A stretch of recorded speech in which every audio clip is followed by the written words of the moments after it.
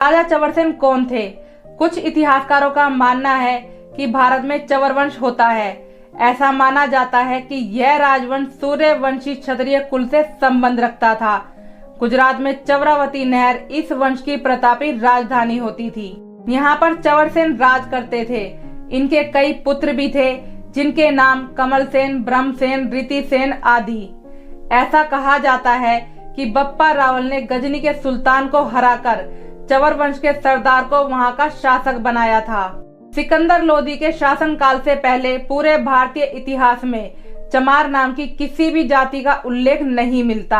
आज जिन्हें हम चमार जाति से संबोधित करते हैं और जिनके साथ छुआछूत का व्यवहार करते हैं, दरअसल वह वीर चवर वंश के क्षत्रिय हैं, जिन्हें सिकंदर लोदी ने चमार घोषित करके अपमानित करने की चेष्टा की।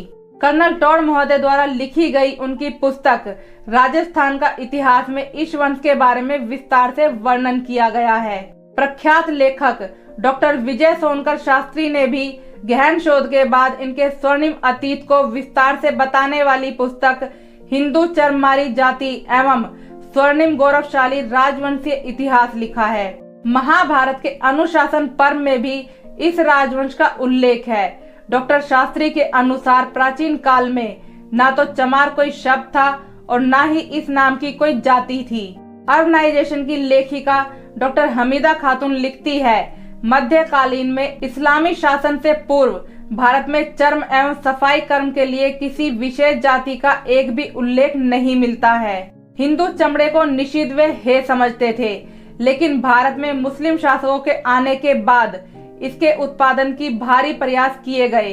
ऐसा माना जाता है कि जब भारत पर तुर्क आक्रमण हुए थे, उस काल में इस राजवंश का शासन भारत के पश्चिमी भाग में था और इसके प्रतापी राजा चवरसेन थे। इस क्षत्रिय वंश के राज परिवार का वैवाहिक संबंध बप्पा रावल के वंश के साथ था।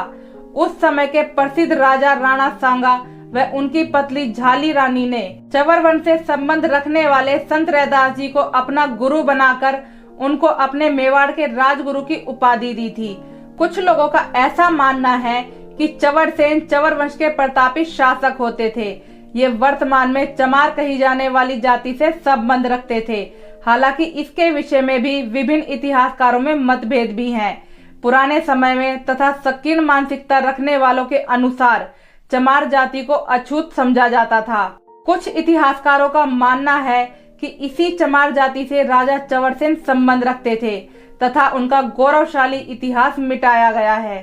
धन्य है हमारे ये भाई जिन्होंने पीढ़ी दर पीढ़ी अत्याचार और अपमान सहकर भी हिंदुत्व का गौरव बचाए रखा और स्वयं अपमानित और गरीब रहकर भी हर प्रकार से भारतवासियों की सेवा की। दोस्तों, आपकी चवर वंश के बारे में क्या राय है?